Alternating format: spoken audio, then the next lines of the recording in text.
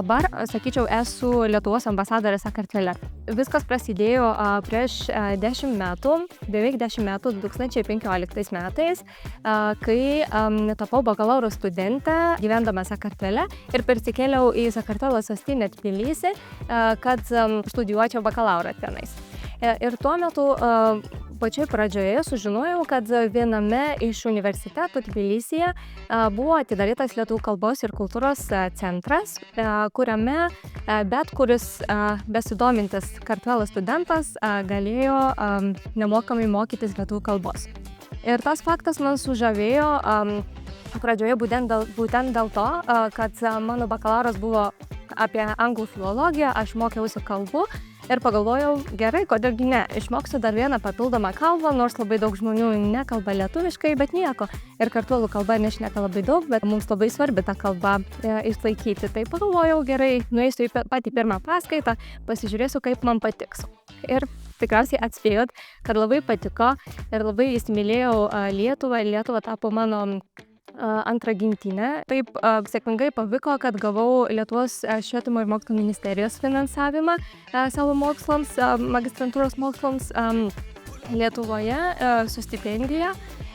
Ir tas davė man visai atveria duris į kitą pasaulį, nes kitaip be tos galimybės tikrai aš į Lietuvą atvykti negalėčiau ir nebūčiau atradusi Vilniaus kolegiją. Ta mano pozicija, kur dabar dirbu, yra būtent atvykstančių studentų koordinatorė.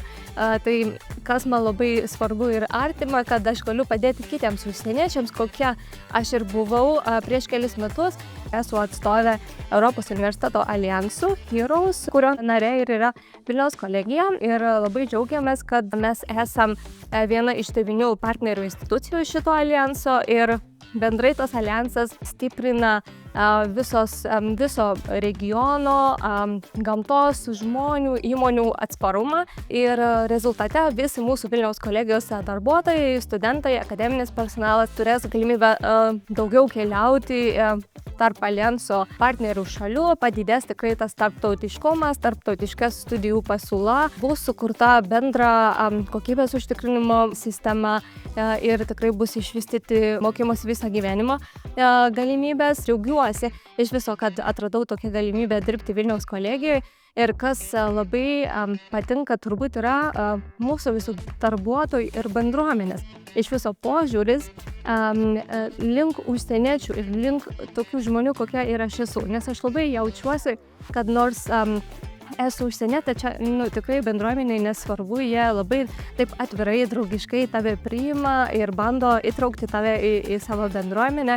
Ir čia iš tikrųjų turbūt yra viena iš svarbiausių momentų, ką užsienietis galėtų ir norėtų gauti iš savo bendruomenės, tai tas draugiškumas, atvirumas, nuoširdumas man asmeniškai yra labai svarbus ir labai džiaugiuosi, kad visą tai suradau Vilniaus kolegijai.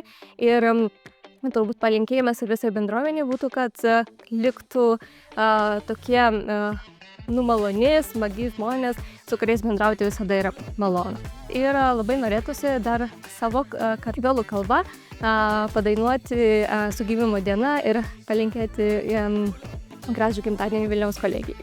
Ralama zidrea, ranatelim zea, imitam rom dres vikos, dabade bistrea. Kilo caut.